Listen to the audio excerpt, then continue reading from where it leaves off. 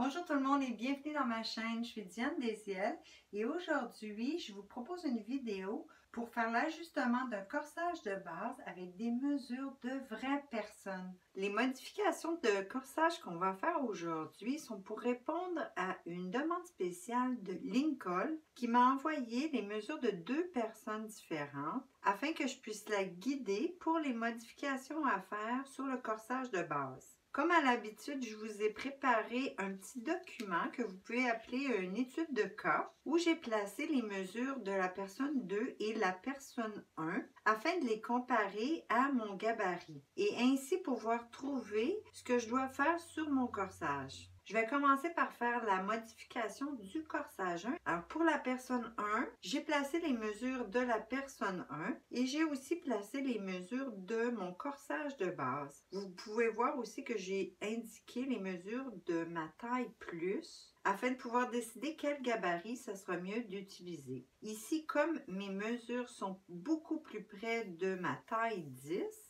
c'est le gabarit avec lequel je vais commencer. Alors, je lui avais demandé de me donner les mesures, mais aussi de me parler de la physionomie de la personne. Et ici, ce que je remarque, c'est qu'elle m'indique que la personne a une plus grande poitrine et aussi que la mesure du torseau est plus courte que des mesures standards. La première chose à faire avant de commencer les modifications, c'est de venir faire quelques petits calculs. La mesure la plus importante, ça va être la mesure de poitrine qui va déterminer si je dois faire une gradation ou non. Ici, comme on peut voir, ma taille 10 à 95 cm, tandis que la personne a 93 cm. Alors, je vais faire le calcul, soustraire une mesure à l'autre, ce qui va me donner une différence de 2 cm à enlever. Donc, 2 cm, c'est une mesure qui est assez importante et qui va me dire que je dois grader. J'ai aussi fait les calculs de la même façon au niveau de la taille, mais cette fois, j'ai découvert que je devrais ajouter 5,5 cm. J'ai aussi comparé la mesure centre-dos puisqu'elle me disait que le torseau était plus court et effectivement, je remarque que je dois enlever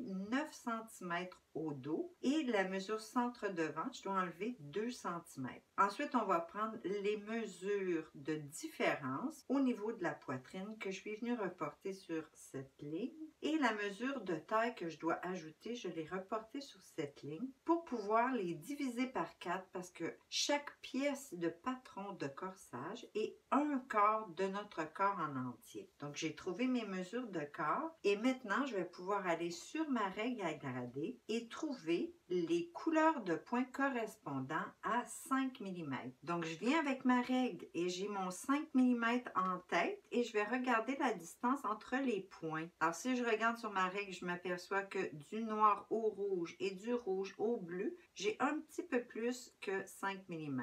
Donc, je devrais utiliser les grandeurs suivantes, soit du bleu au jaune ou du jaune au rose, qui me donne une distance d'exactement 5 mm. Alors, je pourrais utiliser soit du bleu au jaune ou soit du jaune au rose pour faire ma gradation de corsage. Maintenant, si vous vous demandez pourquoi je vais grader, pourquoi je ne fais pas juste une modification, c'est qu'en utilisant la règle à grader, je vais pouvoir utiliser les mêmes couleurs pour grader ma manche au lieu de recommencer une nouvelle construction de manche. Et en utilisant la règle à grader, les modifications vont se faire automatiquement au niveau de l'épaule et de l'encolure. On est maintenant prêt à faire notre gradation. Alors, vous tracez vos gabarits dos et devant tout autour. Puis maintenant qu'on sait les couleurs qu'on va utiliser, comme je disais, le bleu et le jaune ou le jaune et le rose, l'important, ça va être de garder les mêmes couleurs et de les utiliser pour grader tous les points du corsage et ça pour le dos et le devant.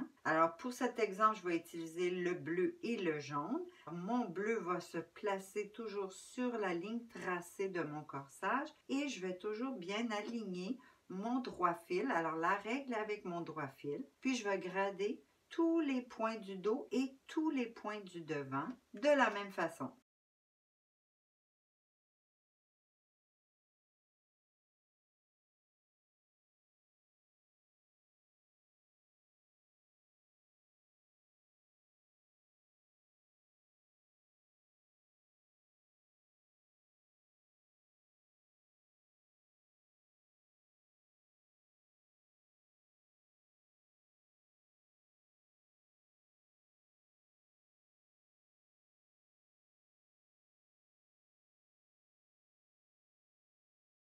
Une fois les deux corsages gradés, on va rejoindre les lignes droites avec la règle, puis les lignes courbes avec le gabarit.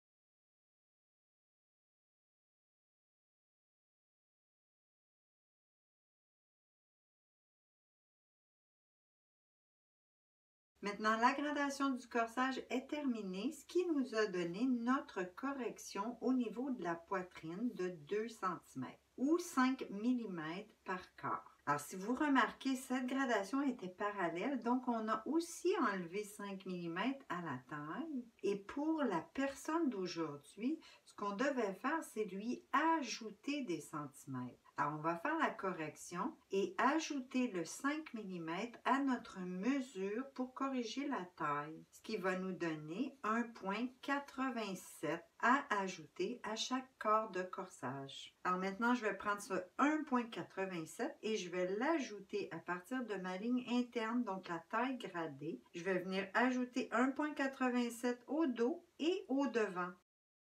Ensuite, je vais rejoindre ce nouveau point de taille avec mon nouveau point de sous-bras. Alors maintenant, je peux dire que mes deux corrections horizontales sont faites. La taille vient d'être ajustée. Je vais pouvoir maintenant corriger les mesures verticales, donc le centre dos et le centre devant. Alors ici, je vais commencer par ajuster la mesure du centre devant. La personne numéro 1 a besoin de 36 cm. Alors à partir du point d'encolure, je vais venir mesurer 36 cm. Maintenant, ce que vous allez faire, c'est trouver la différence entre votre 36 cm et la mesure actuelle de la longueur du corsage. Ici, j'ai trouvé 2 cm. Alors, pour faire la correction, je vais vous demander de tracer une ligne à l'écart avec la médiane devant, en dessous du pivot de la pince. Ensuite, vous tracez une deuxième ligne avec la mesure ou la distance entre les deux points, donc la correction. Maintenant, vous pourrez plier sur la ligne du bas, puis la ramener par-dessus la ligne du haut. Et on colle le patron en position. Maintenant, le devant serait terminé, mais comme un des points importants qui a été mentionné, c'est que la personne a une large poitrine, je viendrai ajouter une correction même sans voir la personne. Je viendrai faire la modification qu'on a fait pour les corsages taille plus. Donc, fermer 1 cm dans l'emmanchure et l'ajouter à la pince de taille pour donner plus de volume. Alors, on va tracer une ligne du pivot jusqu'à un point dans la courbe d'emmanchure. Ensuite, vous mesurez votre 1 cm à fermer et on rejoint encore une fois avec le pivot. Maintenant, on va devoir faire deux coupes. La première sur un des côtés de la fermeture à l'emmanchure et une autre coupe sur un des deux côtés de la pince de taille.